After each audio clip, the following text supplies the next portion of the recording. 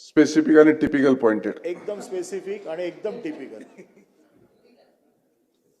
परिवहनचे कायदे केंद्राचे आहेत, परंतु उपकायदे राज्याचे आहेत.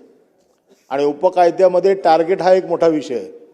त्याच्यामुळे तो सकाळी हवालदार उठतो आणि तो टार्गेटच्या पाठी लागलेला असतो.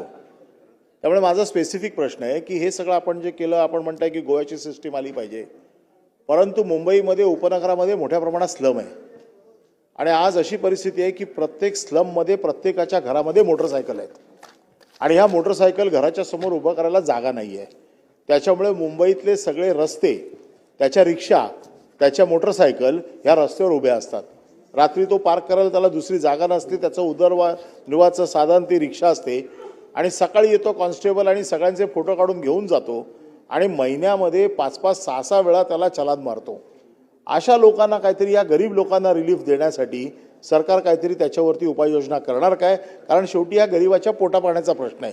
त्याच्यामुळे टार्गेट पूर्ण करण्यासाठी या ई चलांचा जो काय गैरवापर केला जातो, त्याला हे जे तुम्ही आपण अभ्यास गट केलेला आहे याच्यामध्ये इन्क्लूड करून या गरिबांना काहीतरी त्याच्यामधनं त्याचा मार्ग मिळावा. कारण आमच्याकडे रिक्षावाले येतात, साहेब 8-8, 10-10 वेळा आम्हाला चलान मारले, आम्ही आता काय करायचं, आमच्याकडे रिक्षा उभी करायला जागा नाही आहे. मोटरसायकलमध्ये आज प्रत्येक घरामध्ये मोटरसायकल आहे. त्याच्यामुळे याच्या बाबतीमध्ये राज्य सरकारने एक धोरण तयार करावं आणि ह्या गरिबांना याच्यातनं, या ई चलांच्या भानगडीतनं सोडवावं.